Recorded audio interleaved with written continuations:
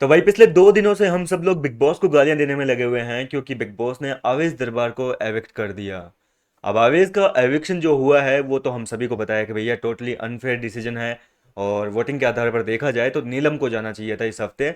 लेकिन नीलम को तो भैया कल के एपिसोड में ही सेव कर दिया कि आपको जनता का प्यार मिला है, बहुत सपोर्ट मिल रहा है आपको।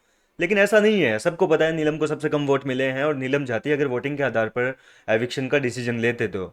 लेकिन आवेश को इसके बावजूद मेकर्स ने निकाल दिया, तो इसमें भैया मेकर्स की कोई गलती नहीं है। देखो अब इसके पीछे की जो असली वजह है वो सामने आ चुकी है, सच्चाई छुपाए नहीं छुपती है। अब इसके पीछे की वजह है इस्माइल दरबार, आवेश के अब्बू। जी हाँ दोस्तों, उनके जो पिताजी है आवेश के, उन्होंने आवेश दरबार को घर से बेघर करवाया है मेकर्स से अपील करके, रिक्वेस्ट करके। क्योंकि देखो सलमान खान से भी अच्छे खासे रिश्ते हैं इस्माइल दरबार के। मेकर्स के भी यार वो ऑलरेडी कंटेस्टेंट रह चुके हैं, तो जाहिर सी बात है कि थोड़ी बहुत जानकारी होगी अंदर।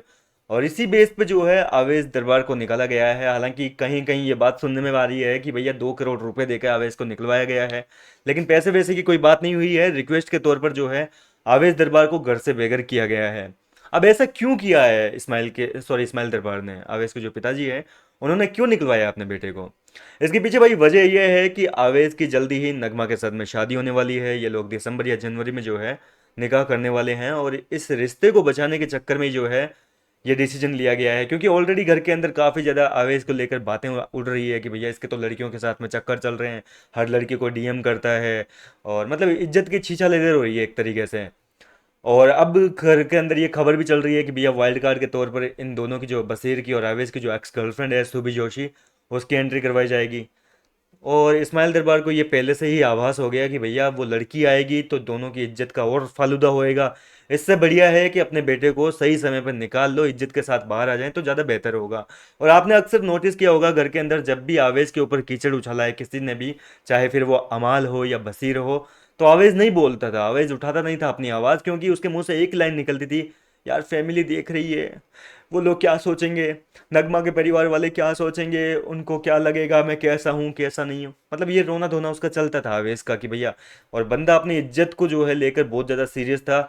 और यार मेरे हिसाब से तो आना ही नहीं चाहिए। अगर आपको अपने इमेज कॉन्शियस है इतनी ही ज़्यादा, मतलब अपनी इमेज को बचाने को है, इमेज के बारे में आप अगर इतना ही सोचते हैं, तो बिग बॉस जैसे शो में तो कतई ना हो भैया। यहाँ आपको किसी भी कीमत पर नहीं बख्शा जाएगा। मुनव्वर के साथ भी ऐसा हो चुका है।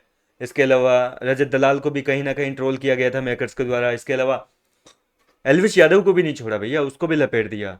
तो इस तरीके से है, यहाँ पर आप अगर आए हुए हैं, आपकी बहुत बढ़िया फैन फॉलोइंग है, तो भैया मेकर्स तो आपकी इज्जत को रायता बनाएंगे, उसका फालूदा करेंगे। और हो सकता था कि अगर इस्माइल दरबार ये डिसीजन ना लेते आवेश को लेकर, तो कल को जो है आवेश के सारे चिट्ठे खोले जाते।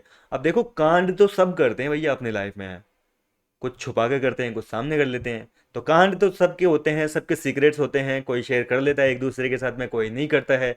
लेकिन बिग बॉस के मेकर्स का काम यही है कि वो भैया यहाँ लाके सबकी हकीकत खोले, पोल पट्टियाँ खोले, क्योंकि उनको नहीं मतलब है कि उसकी लाइफ में इसका क्या प्रभाव पड़ेगा, क्या असर पड़ेगा।